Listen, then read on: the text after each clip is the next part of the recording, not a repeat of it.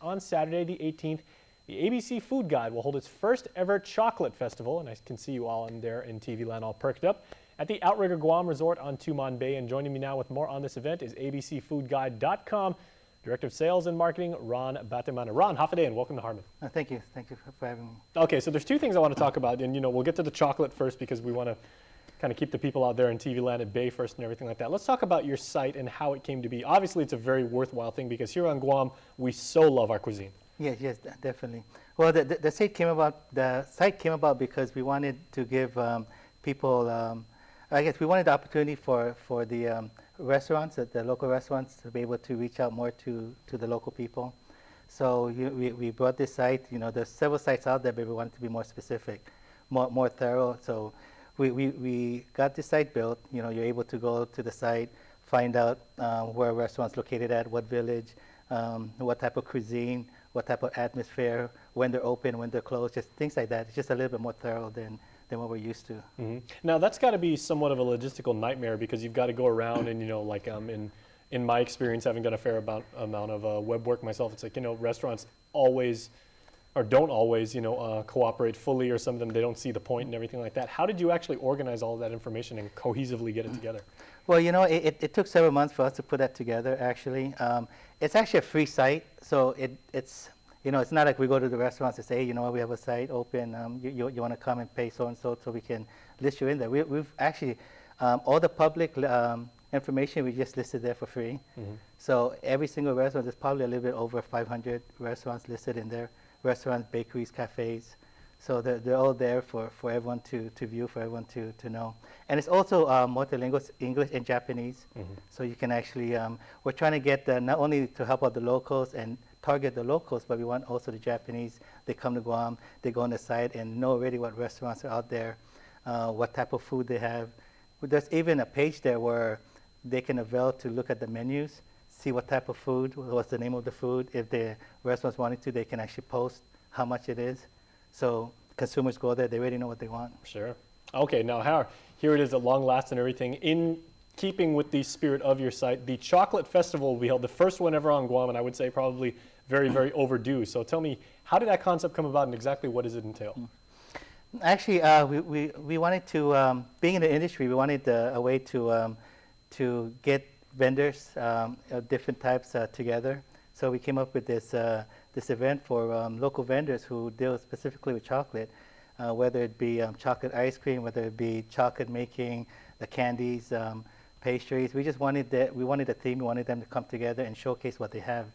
We wanted them to showcase with the public that, hey, we're a so-so company. This is what we have, and this is where you can get them. So, we wanted to give something to the people. So we actually,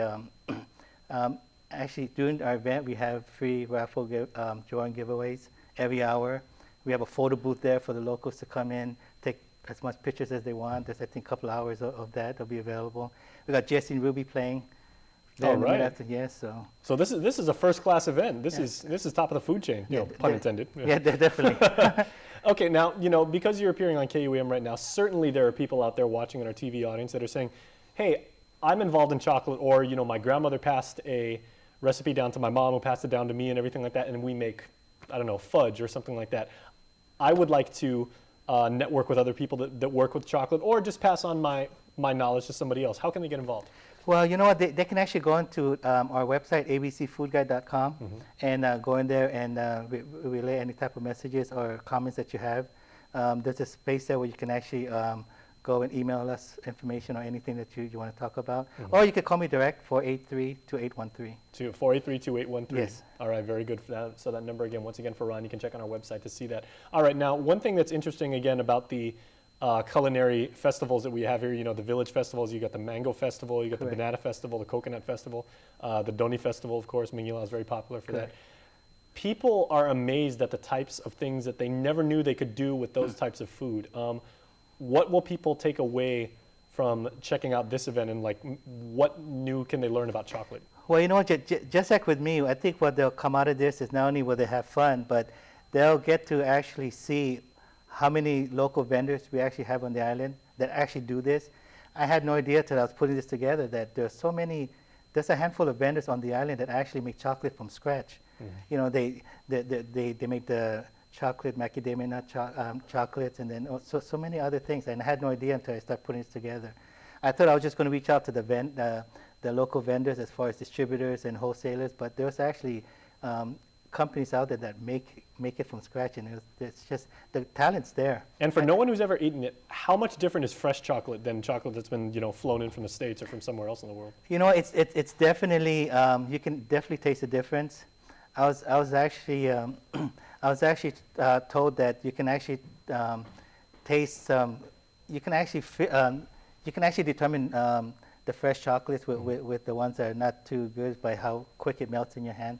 I think that the quicker it melts, it's not that fresh, or something like that. But yeah. Okay, cool. We can't wait to cover that for you. Like I'm not going to eat for 2 days prior and everything because I'm going to go out there with empty stomach and leave full. I'm sure, all on chocolate. Yes, definitely. All right, Ronald. Thanks a lot for what you do for the community. We'll see you then. Thank you so much. All right, and stay tuned because we will be back right after this.